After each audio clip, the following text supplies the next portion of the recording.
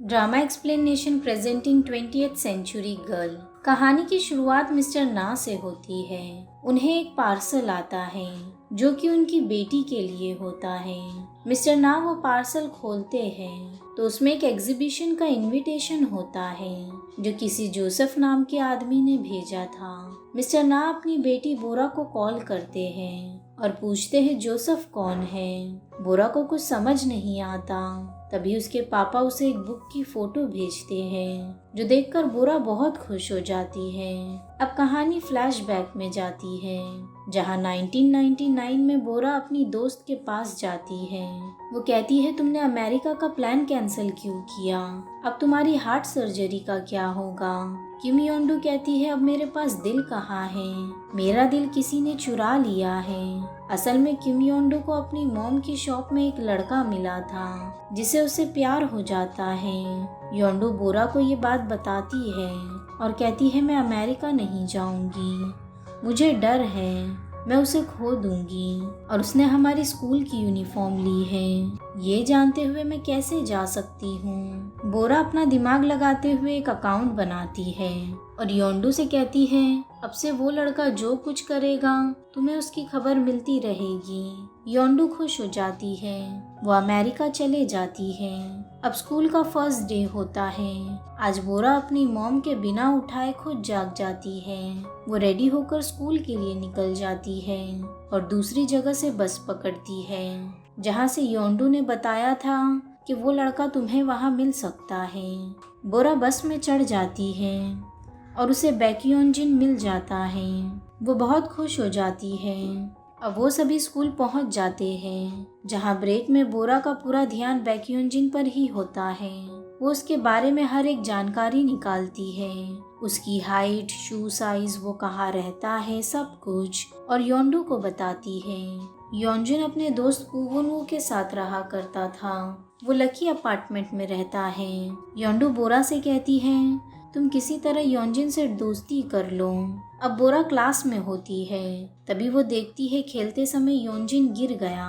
बोरा ये देख लेती है और बहाने से खुद भी नर्सिंग रूम चली जाती है। वो योंजिन और यूनहू को बातें करते हुए सुनती है। यूनहू कहता है मैं ब्रॉडकास्टिंग क्लब में जाऊंगा। योंजिन कहता है ठीक है मैं भी वही ज्वाइन कर लूंगा। ये सुनकर बोरा खुश हो जाती है।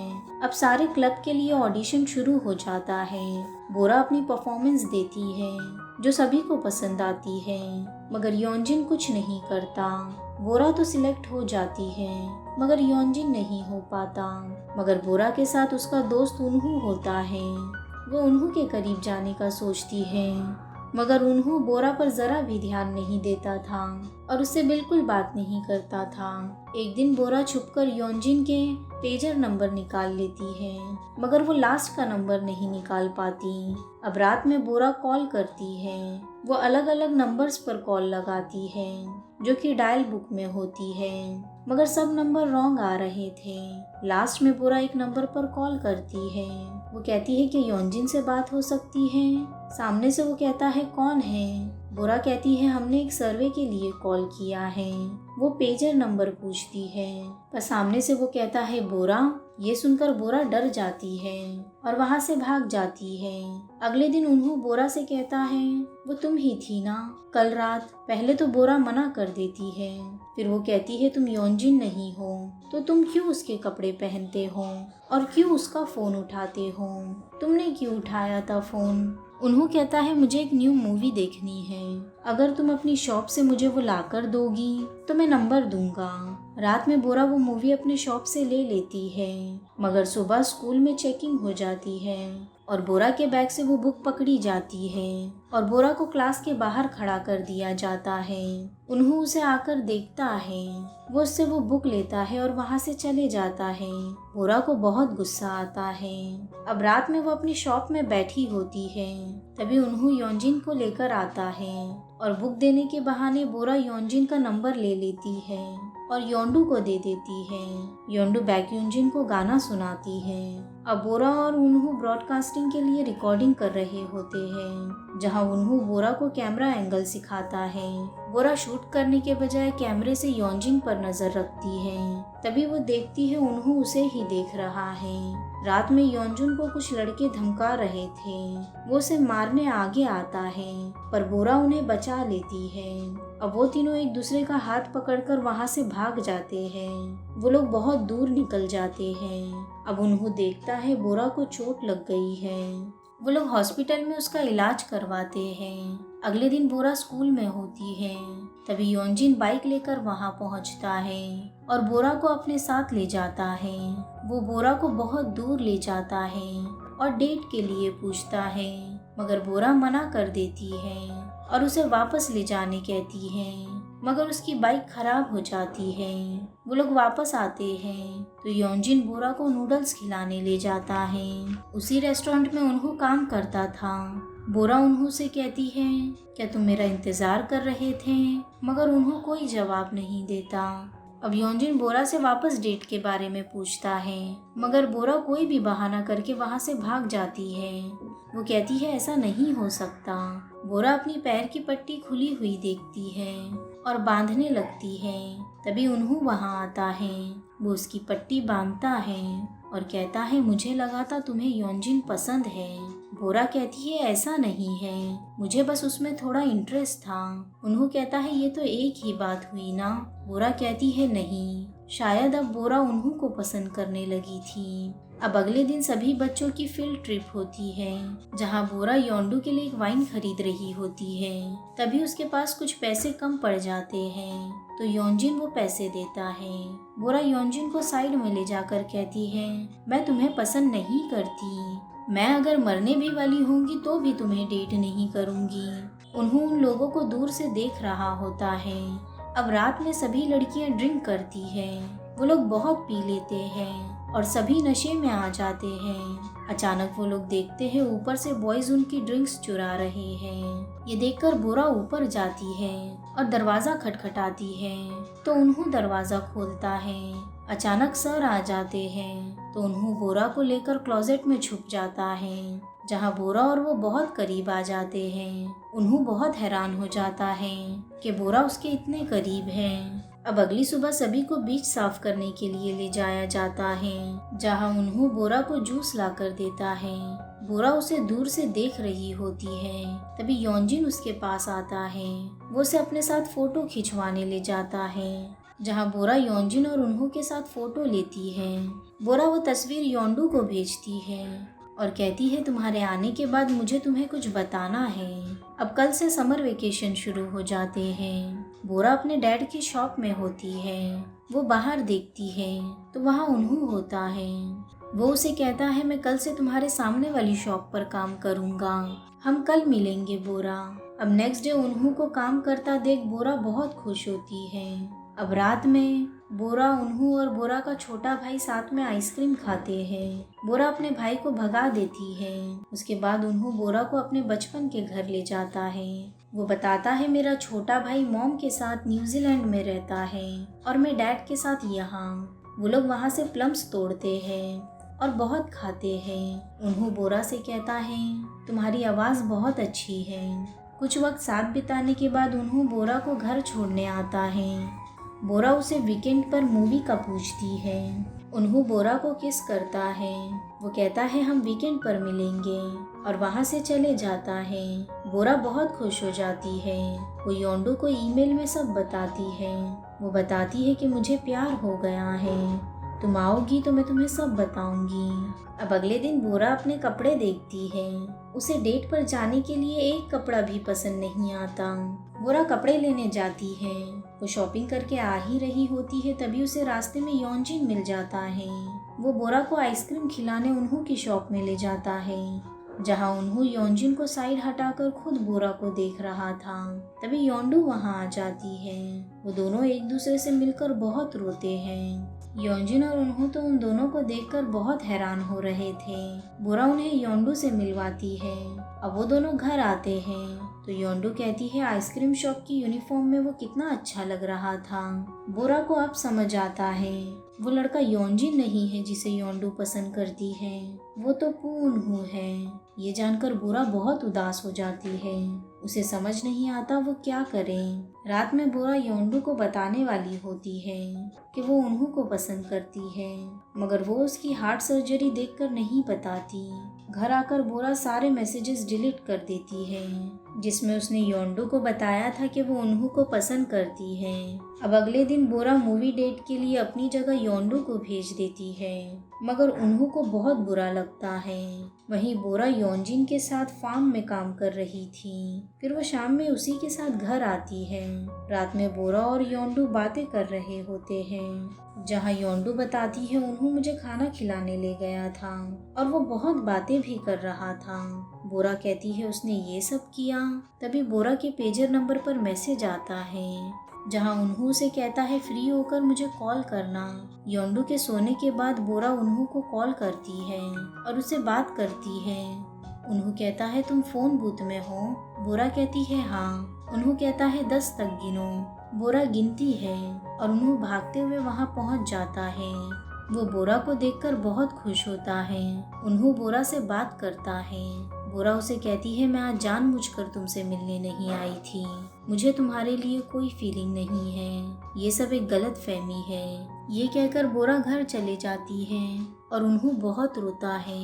वो एक लेटर को देखता है जो उसने बोरा के लिए लिखा था। कोरिया आते ही उन्हू की नज़र सबसे पहले बोरा पर ही पड़ी थी। बोरा एक बुक निकालने की कोशिश कर रही थी। उन्हू उसे वो निकाल कर देता है। बोरा उन्हू की तरफ देखती भी नहीं और वहाँ से भाग जाती है। उन्हू की नज़र हमेशा से बोरा पर ही होती है। वो हमेशा उसे देखकर मुस्कुराया करता था, पर जब बोरा योंजिन के साथ रहती थी तो उन्हू को बहुत बुरा लगता था। पर पिकनिक वाले दिन नशे की हालत में बोरा ने उन्हू से कहा था कि वो उसे पसंद करती है, मगर अगली सुबह वो सब भूल जाती है। उन्हू बोरा के लिए लेटर में ये भी लिखता है कि वो न्यूजीलैंड जाने वाला है और वो उसे पसंद करता है। उन्हू लेटर वहीं फेंक देता है और चले जाता है। अगले दिन स्कूल में बोरा उन्हू से ज़्यादा बात नहीं करती और उससे दूर रहती है। एडिटिंग के लिए स्कूल का कंप्यूटर बहुत पुराना होता है, इसलिए उन्हू, बोरा, योंडू और यूनजिन सियोल जाते हैं, जहाँ योंडू बोरा से कहती है तुम अम्यूजमेंट पार्क में मुझे और उन्हू को अकेले टाइम देना, मैं आज उन्हू को सब बताने वाली हूँ। अब अम्यूजमेंट पार्क में वो सभी बहुत इंजॉय करते हैं। योंडू और उन्हू को टाइम देने के लिए बोरा योंजिन को लेकर एक राइड में चली जाती है। वो योंडू के लिए छोटी छोटी राइड्स एंजॉय करती है, क्योंकि योंडू को बड़ी राइड से डर लगता था। अब योंडू और उन्हू बैठे होते हैं तो उन्हू योंडू से कहता है मुझे भी राइड में जाना है। वो योंजिन को योंडू के पास भेज देता है और खुद बोरा के साथ रोलर कोस्टर में बैठता है। यहाँ योंजिन योंडू से कहता है मगर उन्हू को तो ऊंचाई से डर लगता है। योंडू कहती है फिर वो क्यों गया? योंजिन कहता है वो दोनों एक दूसरे को पसंद करते हैं ना। वहीं उन्हू बहुत डर रहा था। वो बोरा का हाथ पकड़ लेता है और जोर से चिल्लाते हुए कहता है मैं तुम्हें पसंद करता हूँ। कुछ देर बाद उन्हू बोरा से कहता है मैं वापस न्यूजीलैंड जा रहा हूँ। बोरा कहती है अच्छी बात है। उन्हू कहता है सोचा था तुम्हें बुरा लगेगा, क्योंकि तुम्हें बुरा लगता तो मुझे भी लगता। हर चीज़ के लिए शुक्रिया। वो दोनों की आंखों में आंसू होते हैं। अब घर जाते समय योंडू रोते हुए कहती है तुम उन्हू को पसंद करती हो ना?